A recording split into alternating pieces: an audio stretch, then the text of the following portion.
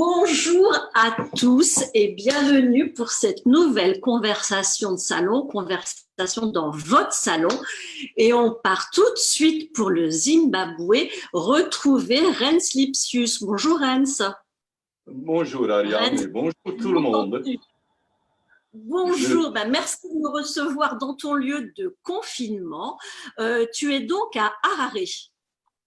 Je suis à Harare, qui est la capitale de Zimbabwe, mais je ne suis pas dans le centre d'Harare. Et ça, vous le voyez très bien. Il y a une partie de la nature qui s'est infiltrée ici dans cette maison qui est le gîte où je loue un petit cottage. Le temps de confinement, qui est aussi sévère qu'en France, c'est le confinement total, pas le droit de sortir. Sinon, c'est avec des gants et des masques et tout ça. Donc, voilà mon lieu de confinement. En France, on a le droit de sortir 1 heure par jour. Comment ça fonctionne là-bas? Je crois que ici, je sors une fois les 10 jours, vraiment quand j'en ai besoin pour aller chercher à manger, parce que je me fais à manger ici comme si j'habitais ici. Et puis, donc, je reste vraiment le plus souvent ici. Et d'ailleurs, je travaille tous les jours. Donc, voilà, je limite mes temps de sortie. Bon, l'idée au cours du petit moment qu'on va passer ensemble, c'est que tu nous racontes ton confinement, ton actualité, et puis voilà, qu'à la fin de cet entretien, on te connaisse mieux et on voit qui se cache derrière le créateur, derrière l'artiste. Alors d'abord, Rens, pour ceux qui ne te connaissent pas, que fais-tu au Zimbabwe? Alors, il y a un an, exactement, un peu plus d'un an, j'ai été invité de venir au Zimbabwe sur invitation de African Bush Camps et Untamed Traveling, qui est le tour opérateur le plus important aux Pays-Bas pour les safaris. Et j'ai fait cela en soutien de la préservation de la faune, puisque African Bush Camps a été fondé par un guide de safari le plus important, le plus prominent de Zimbabwe, qui s'appelle Bex Novu. Et associé à ces lodges, il a créé une fondation, African Bush Camps Foundation, qui est pour la préservation de la faune, en associant cette action à un travail humanitaire. Là, c'est la troisième fois que je viens ici. C'était dans un but assez spécifique. J'ai voulu voir ce que d'autres joueurs sur le terrain font au Zimbabwe. J'ai voulu aussi vraiment connaître d'autres parcs où je n'ai pas pu me rendre l'an dernier. Et aussi par cela, donner un exemple à des collègues, à d'autres artistes ou d'autres figures publiques, comme ce soit des musiciens ou des architectes, peut-être à me suivre sur mes pas. Et tout en créant tout au long de mon chemin. Donc, ce que je fais ici, je n'ai pas arrêté, même dans mon lieu de confinement, j'ai continué à faire de la magie. Parce que tu sais bien, Ariane, que les artistes sont un type de magiciens, il faut se méfier. Ils créent des mondes. Il y a des magiciens. Oui, c'est un monde un peu à part, parce que c'est un monde qui est le monde de la faune, le monde de la brousse, les histoires de la brousse, ça fait rêver, c'est un appel de la nature qui est fort. Et qui, on a envie d'entendre des histoires de la nature, Rens. Oui, donc, alors j'ai sorti une image qui est venue de façon tout à fait particulière, je vais même l'éclairer comme il le faut. Et voilà, comme ça. Je ne sais pas si tu arrives à voir. Oui. Je me retrouvais devant une page blanche, comme chaque auteur ou artiste à un moment donné. Et bien voilà ce qui est apparu. Tout d'un coup, il y a eu une vue de savane à la tombée de nuit et 3 lionesses qui sont venues. Et les 3 lionesses ont des noms. Celle de gauche que j'éclaire s'appelle D'où venons-nous? Celle du milieu, la couchée, s'appelle Qui sommes-nous? Et à droite, peut-être que vous pouvez deviner, elle s'appelle Où allons-nous? Voilà, bravo.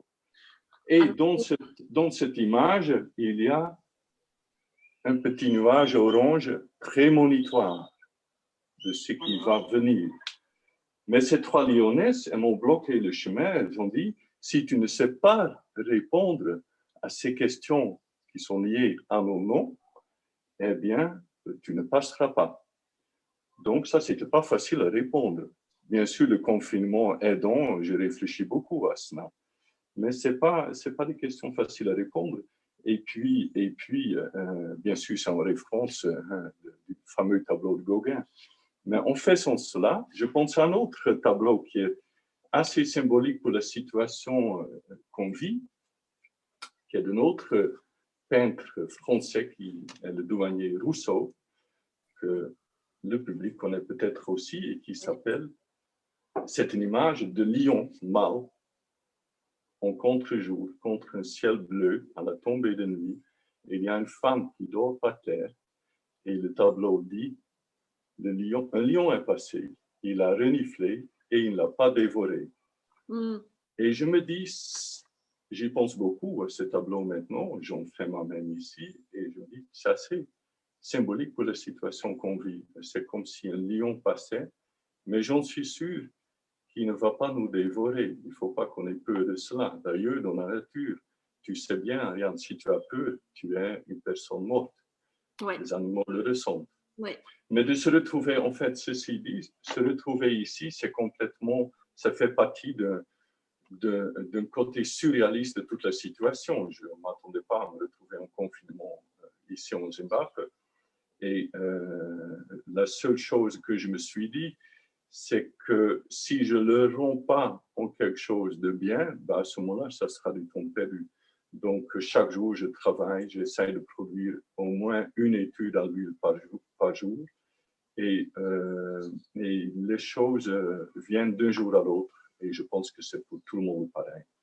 Alors, on a plein de gens qui nous rejoignent. Il y a Liliana qui dit hello de Crécy, Yanis qui dit bonjour de New York, et Olivier Guerre qui dit cet homme est génial.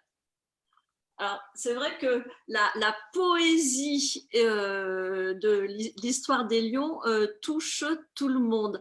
Est-ce que toi, alors du coup, je reprendrai le questionnaire tel que je l'avais ébauché tout à l'heure, mais finalement, ton second voyage cette année, finalement, tu as été servi par l'actualité, on va dire, malheureusement, du Covid. Oui, bien sûr. La démarche encore plus urgente bien et sûr, urgente. Oui. Mais je reviens sur l'importance de la faune sauvage. C'est-à-dire que j'avais la possibilité d'être vraiment dans la brousse, de rester là-bas. On me l'a proposé le lodge où je me retrouvais, qui est dans le plus grand parc national de Zimbabwe, qui s'appelle Hwange National Park.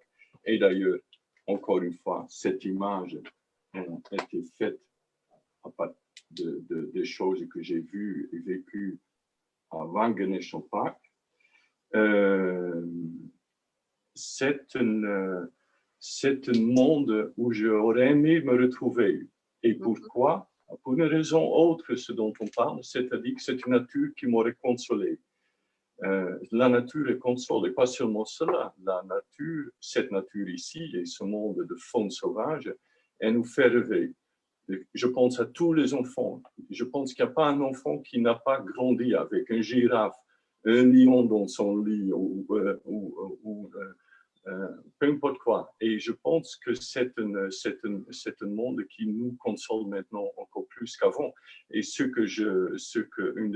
un des points que j'aimerais faire, c'est que déjà, je pense en des moments difficiles qu'on vit maintenant, c'est le monde de l'imagination qui devient très important, parce que l'imagination, c'est une force mentale qui nous amène ailleurs et qui nous propulse ailleurs. Et c'est important maintenant, ce monde d'imagination. Et la nature est un monde d'imagination très, très fort.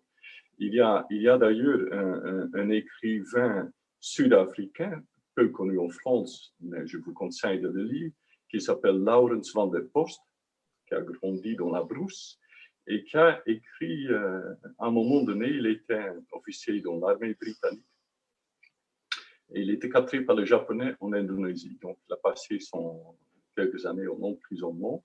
Les gens le connaissent certainement par un film qui a été issu de ce livre, qui s'appelle Furio, avec David Bowie.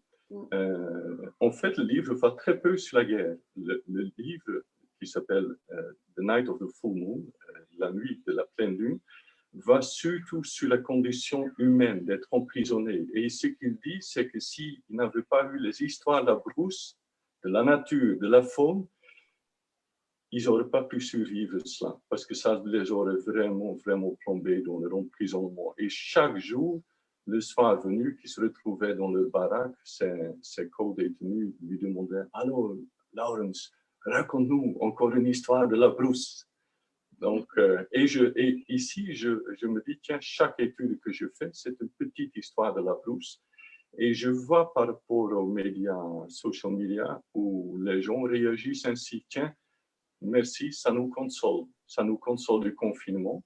Et ce que j'aime, c'est que par mon action, on se rend compte de l'importance de cette nature et que ça ne demeure pas, que ça ne devient pas demain juste une histoire d'un livre qu'on lit et que ça sera toujours une nature existante demain. Parce que comme tout le monde devrait savoir maintenant, elle est menacée. Je m'en suis rendu compte en allant dans différents parcs. Le premier parc où je me suis rendu est Matterhorn National Park. Très peu de gens s'y rendent. C'est un parc qui est classé pour la beauté de ce paysage par l'UNESCO, donc c'est un site UNESCO en entier. C'est le seul endroit en Zimbabwe où il y a encore le rhinocéros. C'est vraiment, je ne veux pas envoyer de messages négatifs, mais il devrait y avoir une prise de conscience par rapport à ce qui se passe avec notre environnement.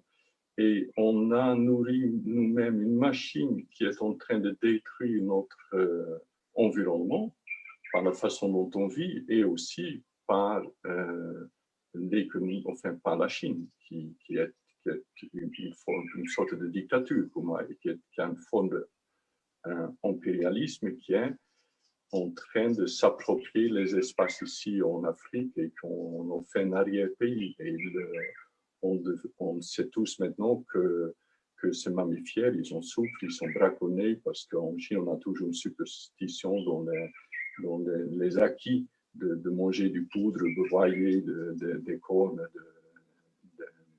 des rhinocéros, etc., ou des pangolins. Et maintenant, toutes ces espèces sont menacées. En tout cas, à mon petit niveau, j'essaie de donner cette lumière et c'est pour ça que je m'étais déplacé, que je suis allé au Matterhorn National Park, je suis resté donc 10 jours là-bas, ensuite je suis allé à Bangor National Park et ensuite venait l'annonce du confinement total. Et j'avais une décision à prendre dans la journée. Sous la pression de l'ambassade, je suis revenu sur Harare, mais j'avais la possibilité de rester là-bas. Mais ici, je fais la même chose que j'aurais fait là-bas. Qu'est-ce que tu te dis quand la nouvelle tombe?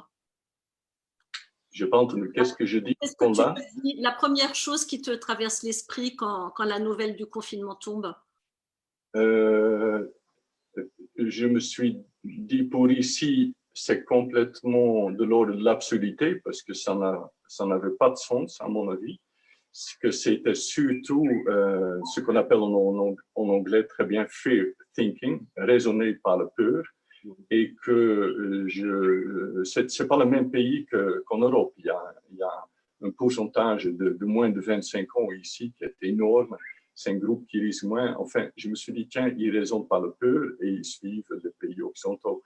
Et ça m'a attristé que ça soit comme ça, parce que le pays se retrouve vraiment dans des difficultés. Et notamment, on parle de l'humain, mais aussi de la faune. Je viens d'apprendre cette semaine déjà ce que je craignais, qu'il y a eu une forte augmentation dans le braconnage des rhinocéros. Il y a eu 6 rhinocéros qui ont été retrouvés morts dans un parc, sans cornes. C'est des choses qui m'attristent et je me dis, est-ce que c'est vraiment ça le but de ce qu'on veut obtenir? En tout cas, me voilà ici, j'essaie de faire la magie, c'est comme une cuisine, la table de travail. J'ai plein d'ingrédients dont je mange tous les jours. Si je ne sors pas pour aller acheter à manger, ben, je n'ai pas à manger. Et tous les jours, tu nous livres une dose de merveilleux et de beauté sur ton site. On peut suivre tous les jours tes créations au jour le jour. Raconte-nous un petit peu, c'est quoi la journée type de Rens Lipsius confiné à Harare? Alors, pour des citadins, ça serait vraiment un peu spécial parce que ici, on se lève avec le lever de la nature. Même ici, elle est si présente que le matin, parfois, j'ai l'impression que les oiseaux chantent dans la chambre où je dors. Et c'est tellement fort que tu te réveilles. Je me dis, parfois, je fais un sursaut dans mon lit. Je me dis, oh là là, mais ils sont vraiment rentrés. C'est pas vrai, mais c'est très présent. Donc, dans les parcs, pareil, je maintiens un peu le rythme ici. Dans les parcs, je me lève plus tôt. Avant l'aube, ça veut dire à 4h45, 5h moins quart, je me levais parce qu'une fois que ça compte, ça va très vite. Et l'heure avant l'aube et les moments après, c'est magique ici. Il y a des couleurs absolument magiques. Et puis, bien sûr, les sons de la nature, c'est un moment magique. Et puis, le matin, tout est frais, mais en même temps, tu sens que la nature qui a survécu la nuit. Parce que ici, c'est d'un jour à l'autre. Dans la faune, pour la faune et dans la brousse, chaque jour est une nouvelle vie. Est-ce qu'on a survécu la nuit? Et le matin, tu sens cette fébrilité. Tu regardes, enfin, pas directement moi, mais tu vois les animaux, tu dis, tiens, ils ont survécu. Et parfois, je me levais le matin tôt, je partais très tôt, à 5h, 5h15, dans la brousse. Et une fois, juste avant que j'ai vu cette lionesse, il y avait nos deux, oh là là, horrible. Vraiment, je me pinçais le nez et c'était clair qu'il y avait comment on dit ça en français, un kill, un animal qui a été tué. Et après, quand j'ai vu ces lionesses, à la fin de la journée, parce que là, c'est après le tombée de nuit, Oui. ben, je me disais, ah ben, voilà la cause de cette odeur ce matin. Donc, le matin, il y a toujours une fébrilité, c'est extraordinaire. Donc, je me lève tôt. Ensuite, je me mets, quand je reste dans le coin où je suis, tout de suite au travail. Alors, dis-nous juste, tôt, c'est quelle heure? 5h, 5h30? Oui, donc dès que le jour se lève, vers 5h30, que je vois, parce que je travaille avec la lumière du jour, je me mets au travail et j'interromps que pour le petit déjeuner qui est vers 7h30, 8h. Et ensuite, jusqu'à 5h où la lumière commence à chuter de trop, je fais ensuite, ça c'est une chose que je me suis rendu compte important à faire, de l'exercice physique, parce que ça fait quand même garder un peu les esprits hauts. Et après, ici, tout le monde mange tôt parce que la nuit tombe, là, de plus en plus tôt, vers 5h30, 6h moins quart, il fait noir. Et ensuite, à 7h, je mange. Et après, c'est un peu suivant l'endroit où je me retrouve. Quand je suis dans le parc, ben, je me mettrai au bord d'un feu. Il ne faut pas oublier, on est en Afrique, mais il ne fait pas si chaud que ça. Dans le parc, surtout là-bas, ça peut descendre à 9-10 degrés le soir. Et puis, on va vers l'hiver. Bangladesh au parc, ça ira vers -1, -2 la nuit quand on vient vers juin. Donc, se mettre autour d'un feu le soir, c'est bienvenu. D'ailleurs, sur la photo, si on va sur ma page Facebook, on peut voir que souvent, ben, j'ai une écharpe et une veste. Et ben, voilà, c'est la raison pour laquelle, c'est la raison La table que l'on voit, c'est celle à laquelle tu passes le plus clair de ton temps quand tu travailles? Oui, oui, oui. Dans la journée? Et alors, c'est vraiment comme un cours de cuisine. Donc, il y a une petite lampe de poche. Vous avez compris l'utilité de cela. Il y a un petit, voilà, parce que c'est pour regarder les oiseaux uniquement. Hein, c'est pour regarder les oiseaux. Et il y a toujours un appareil, parce qu'on ne sait jamais ce qui est utile, qui est un peu mieux qu'un iPhone. Et que j'accompagne le travail vraiment de matière de peinture avec le travail photographique. Et donc, je suis équipé avec des appareils analogues qui sont capables de faire cela. Mais sinon, oui, la table de travail, elle est un peu plus grande que ça, mais il y a des choses, il y a des chemins de la vie qui sont coudés. Comme vous voyez, de là aussi, il faut l'éclairer. Tout est un peu, il faut le faire vivre. Il faut le faire vivre. C'est comme ça. Voilà. Alors, on a une question de Pierre Lavaux qui dit « Bonjour, l'artiste est celui qui a les mots pour dire ce que les mots ne savent pas dire. En cela, il est un rouage essentiel de la société. Son processus de création est souvent une suite d'immersion dans la société suivie d'une période d'isolement gestationnel, de la création et de la restitution. » Alors, je la question. La similitude avec le confinement est possible. Pensez-vous, comme artiste libre, que nos sociétés seront capables d'être artistes? Voilà, c'est une vraie question.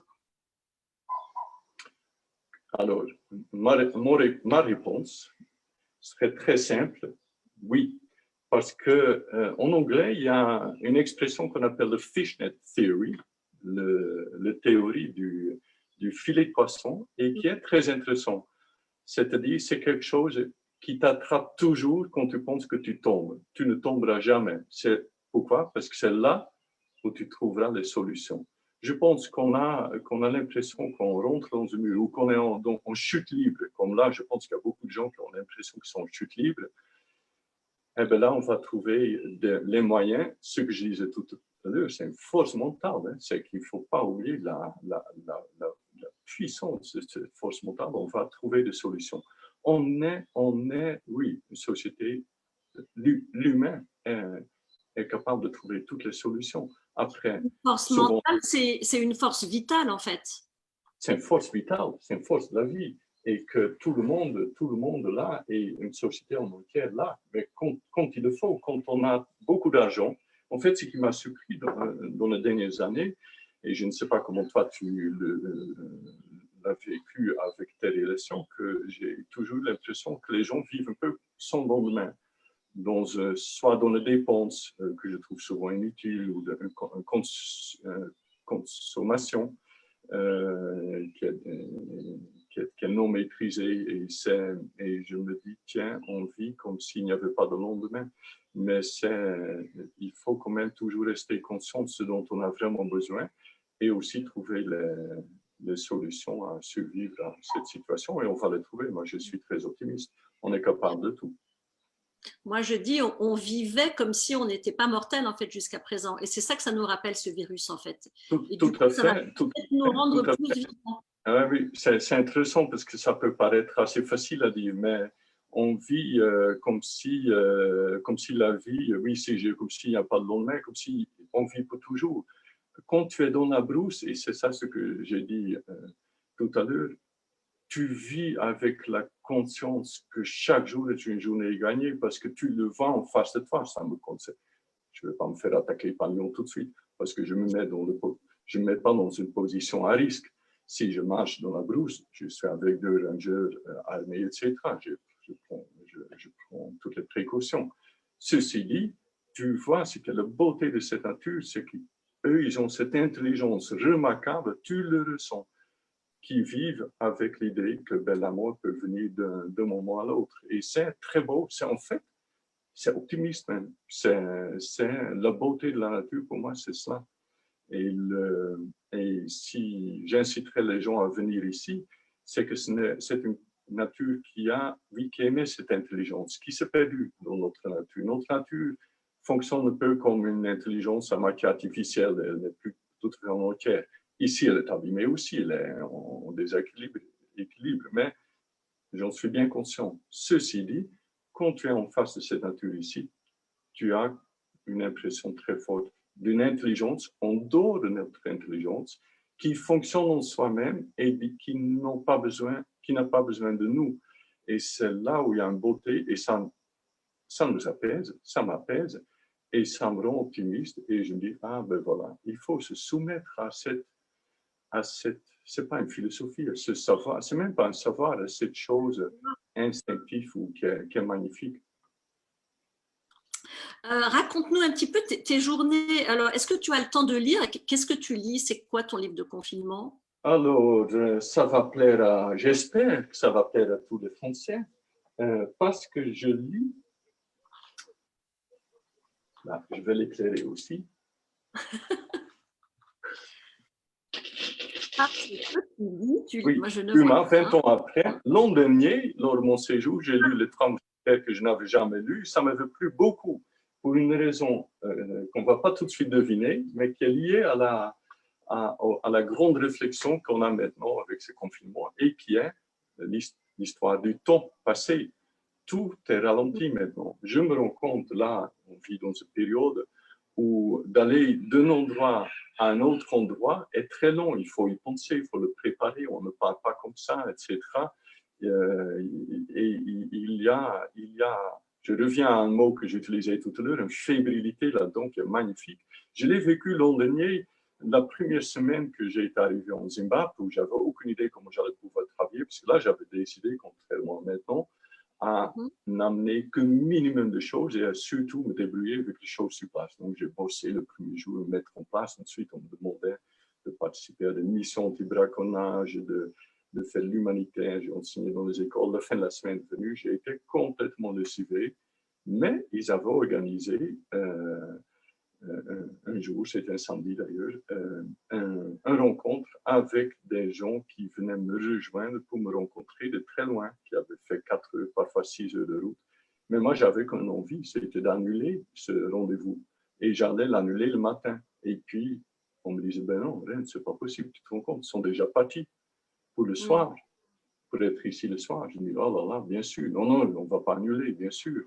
Et je me suis rendu compte de la beauté, de l'effort que les gens faisaient pour venir jusqu'à toi, pour te rencontrer. C'était magnifique. Ça a mis une importance sur cette rencontre que je décris aussi un petit peu. Tout le monde s'est présenté. C'était à l'Institut d'anti-braconnage de Boogie Hills. Donc, on a parlé de tout un tas de sujets. Mais moi, souvent, j'étais absent. Je levais ma tête et je voyais les nuits étoilées, mais comme on n'en voit jamais en Europe. Impressionnant. Et il y avait le rugissement de lion dans le loin. C'est une espèce de respiration lourde qui est un peu comme...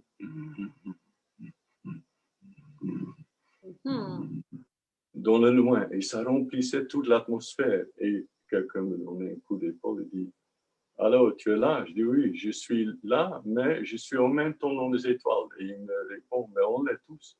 On est tous tout le temps ici. Et c'était une rencontre extraordinaire. Et je me suis dit que ça a été magnifié par le fait qu'ils avaient fait cet effort pour se déplacer. Et par la suite, j'ai vécu la même chose en étant moi, celui qui était, pour te donner un exemple, avant mon départ, j'étais en contact avec un acteur dans la préservation de la faune, David Stockhill, qui dirige un lodge tout dans le sud. Moi, j'étais tout dans le nord. Donc, il me répond, on ne va jamais se rencontrer. Rennes, c'est très, très loin pour venir jusque chez moi. Eh bien, mon deuxième séjour, je me dis, mon point final, ça sera d'aller dans le sud, Goneriju National Park. Tout d'ailleurs, j'ai fait aussi une série d'études. Et c'était magnifique d'aller là-bas parce qu'ils ne s'y attendaient pas du tout.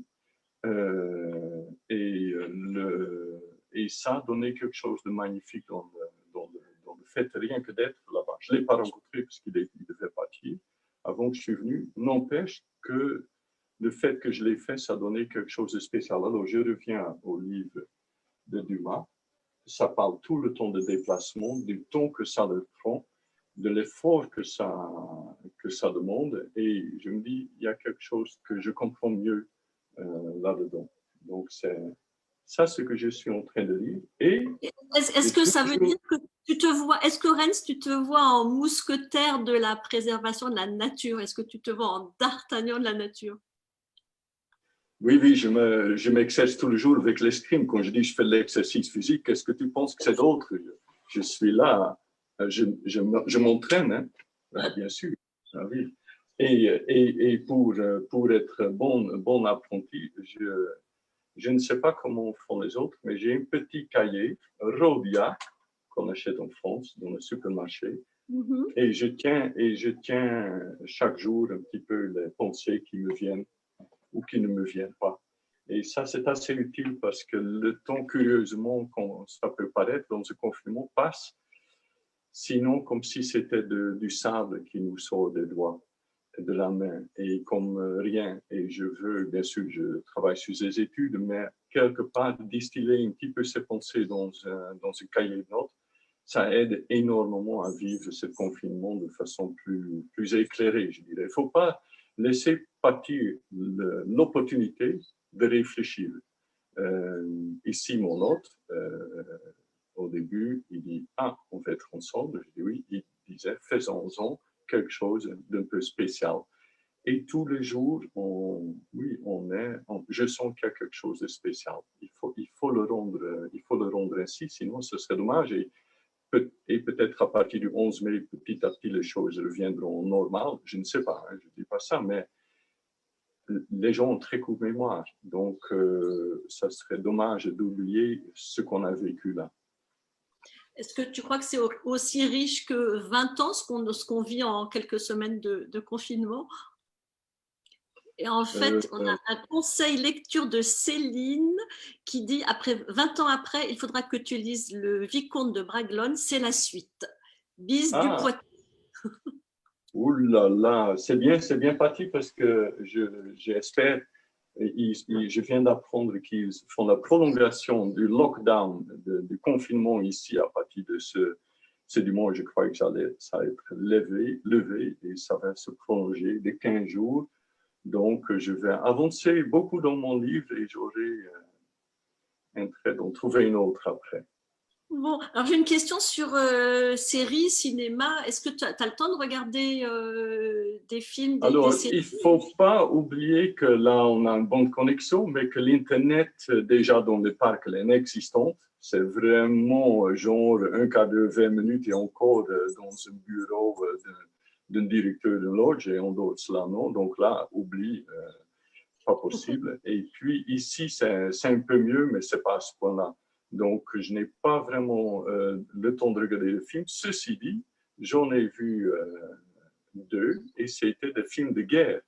Je suis néerlandais d'origine et c'était des films de guerre, des longs métrages, pas de documentaires, Mhm. néerlandais. Et je me suis dit, c'est incroyable l'analogie qu'on peut tirer avec une période comme maintenant, dans cette espèce d'angoisse de ce qui va venir. Mais là aussi, C'est ton côté macronien qui s'exprime. C'est ton côté macronien, Emmanuel Macron, qui dit toujours qu'on est en guerre contre le virus. non, oui, non, je ne suis pas macronien, mais et encore moins maintenant avec la façon dont il gère la crise du coronavirus. Mais c'est vrai euh, qu'il y a des parallèles parce que c'est plus dans l'idée, dans la tête des gens, il y a une certaine angoisse, je le ressens autour de moi. Les gens ne savent pas où ils vont, ils raisonnent par anxiété, je dirais. Et ça, dans ce film-là, c'est un peu montré, c'est intéressant de pouvoir tirer ce parallèle. Après, c'est bien sûr une autre situation. Mais si j'ai vu deux films, c'était ces deux films-là mais ceci dit, j'ai entendu des histoires de la France où des voisins se dénoncent sur le nombre de sorties qu'on peut faire dans la journée. Et je me dis, ah, tu vois, il y a quelque chose de semblable avec des états de guerre où on ne peut pas faire confiance dans les gens. Donc, mais ça, je pense en soi-même, c'est pas vraiment. J'aimerais pas amener la discussion vers Non, ce non. sujet-là. C'est juste pour dire que voilà, ces deux films que j'ai vus ici avec c'est un guest house, avec le propriétaire du guest house, qui est néerlandais lui-même et qui est ancien dirigeant le couple d'ailleurs, sont anciens dirigeants de Médecins sans frontières pour l'Afrique australe. Donc, ils ont souvent vécu dans des situations de crise et voilà. Alors moi, j'aimerais qu'on revienne sur le processus créatif en période de confinement. Est-ce que ça booste la créativité, le confinement Oui, ou mais pas? bien sûr, bien sûr. Je me répète, c'est un appel à la force mentale, à pouvoir projeter quelque chose. Alors, ce que j'aurais espéré, c'est de travailler vraiment en face de la nature. Alors, pour les gens qui ne me connaissent pas, d'habitude, je ne fais jamais cela. Ici, en acceptant l'an dernier, fin 2018, de venir en Zimbabwe, je me suis tout de suite dit, tiens, je vais changer tous mes modes de travail parce que sinon, ça n'a pas d'intérêt. Donc là, je me retrouve dans une autre situation où tout d'un coup, là, ce n'est pas possible.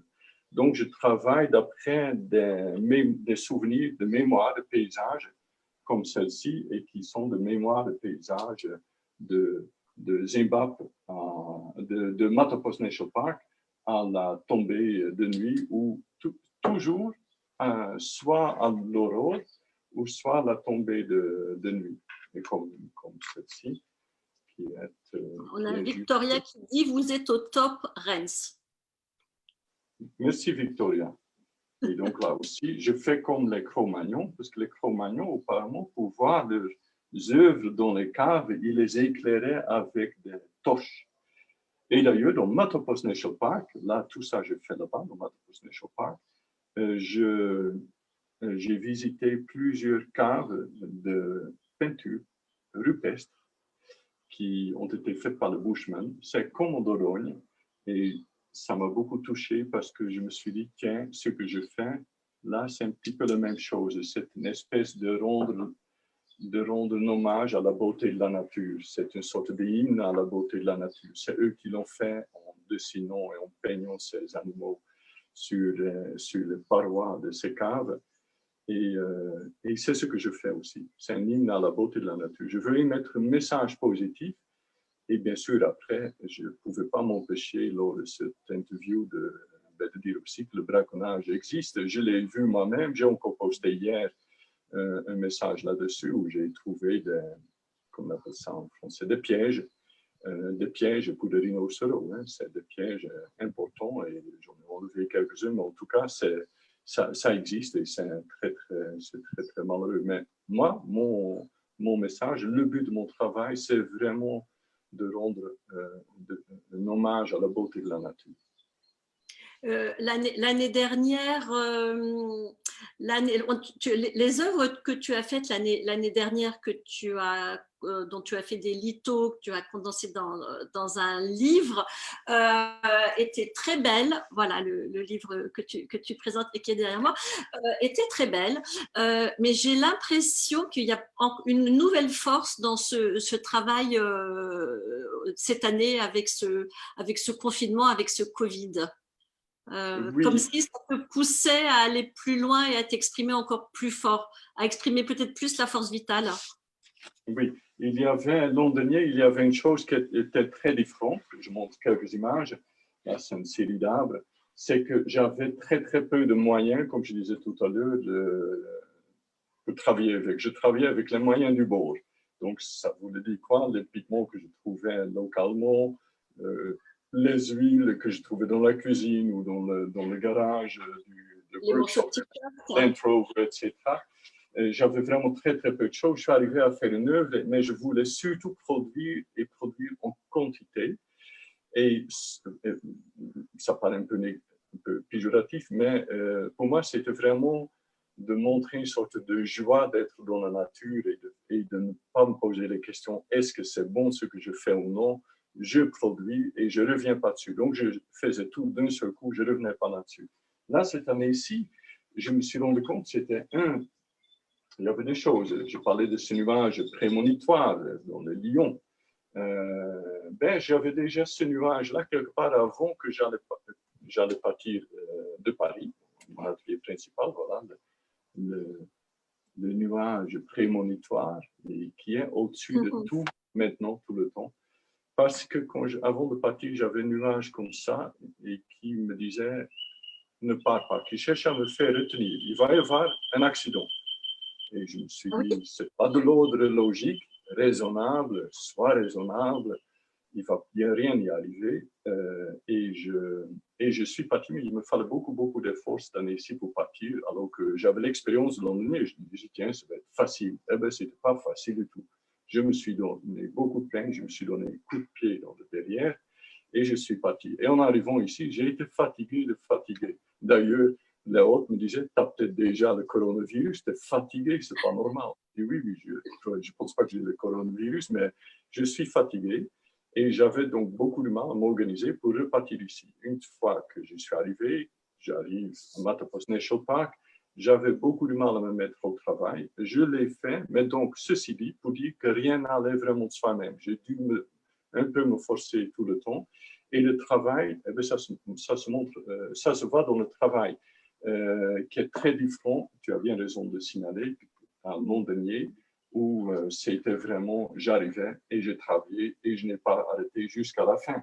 C'était vraiment autre chose. Alors que maintenant, on voit qu'il y a une espèce d'inquiétude dans le paysage nocturne ou les aubes. Il y a une sorte d'inquiétude qui se met parce que le temps était soucieux. J'étais tout le temps un peu dans le souci. Est-ce que je vais rester? On ne parle pas encore de confinement ici, mais est-ce que je vais rester ici dans la brousse ou qu'est-ce qui va se passer, etc. Il y avait tout le temps un nuage au-dessus de ma tête qui me disait qu'il va y avoir quelque chose. Et ça s'est montré dans tout ce travail. Mais ça veut dire qu'à aucun moment tu ne t'es fait gouverner par la peur. Tu as Non, réussi à mettre la peur de côté tout le temps ou alors tu n'as jamais eu peur? non, j'ai jamais eu peur, mais je me suis tout le temps donné j'ai dû me donner tout le temps de la force.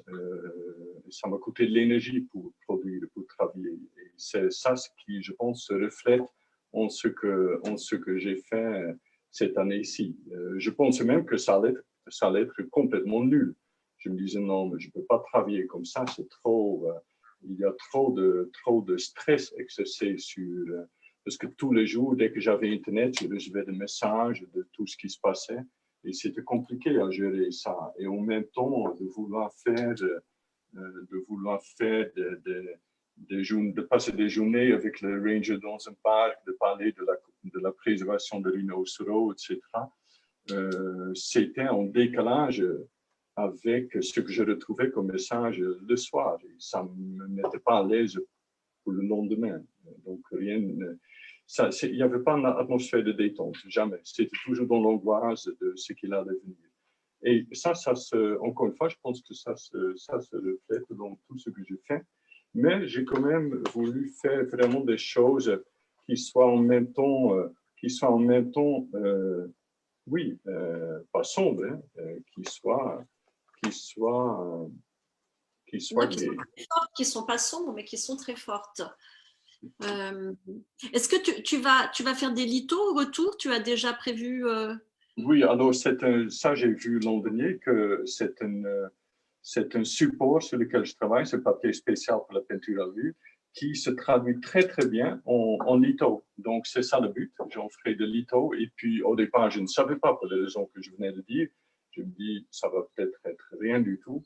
Maintenant, je vois qu'au niveau de la quantité et de la qualité, ça va. Je commence à penser à faire un livre 2 sur le Zimbabwe qui sera donc très différent de ce que j'ai fait l'an dernier, encore une fois.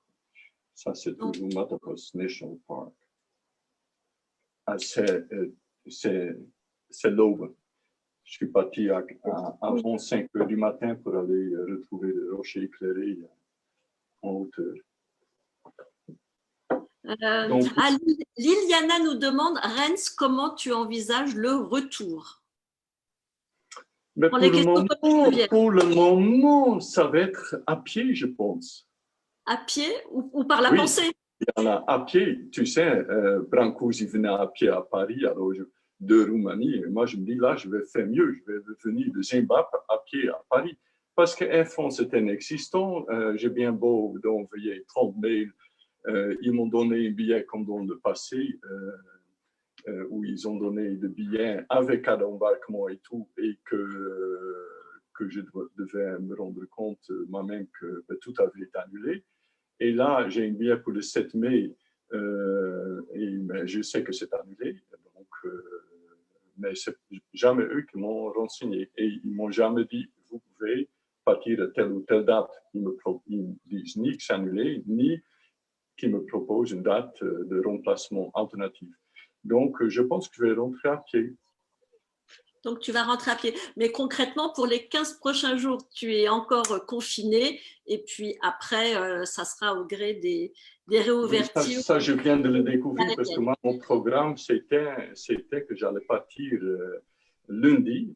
J'allais repartir lundi dans Wangen National Park, ensuite à Victoria Falls, qui est pas très loin de Wangen National Park, et ensuite retour à Harare pour partir dans le nord à Manapolis National Park.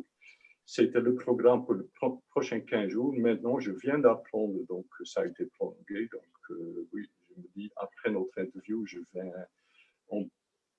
y réfléchir et puis je vais prendre mes décisions. Est-ce que je vais quand même partir et que je risque d'être chopé par la police ou est-ce que je vais rester ici et que j'attends le 16 mai que ça se termine? Bon. Je ne sais pas encore. Est-ce que tout cela t'inquiète? Est-ce que tu envisages le déconfinement avec inquiétude? Parce que finalement, là, Non, pas pour ici, je le ferai avec grand plaisir et ça serait vraiment soulagement, pas seulement pour moi, ça serait vraiment pour le peuple. Les gens commencent à souffrir de famine ici.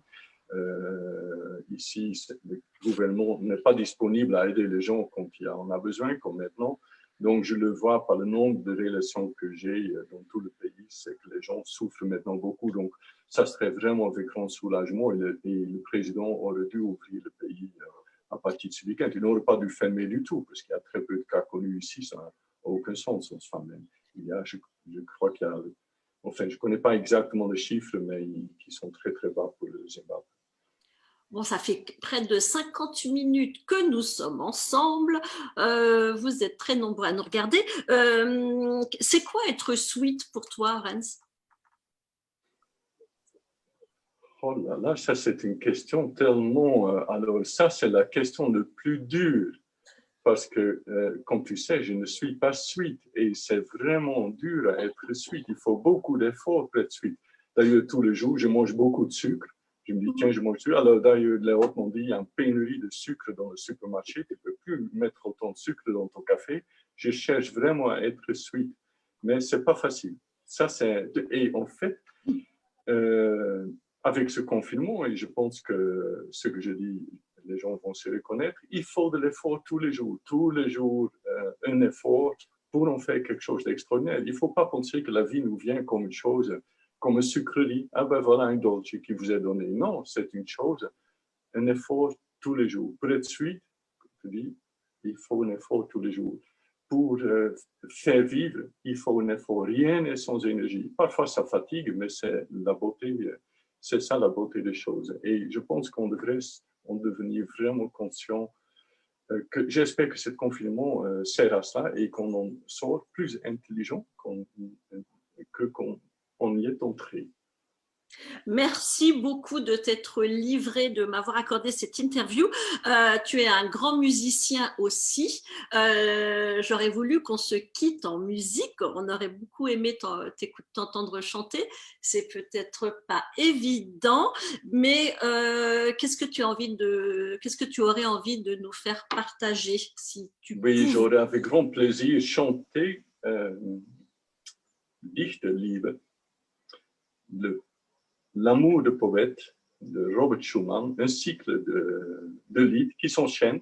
Il n'y a pas de titre indépendant, c'est un enchaînement de livres, de 16 livres qui sont magnifiques et qui commencent le premier avec une wunderschönen Monat Mai, dans le magnifique mois de mai, quand les bourgeons commencent à se faire dans les arbres.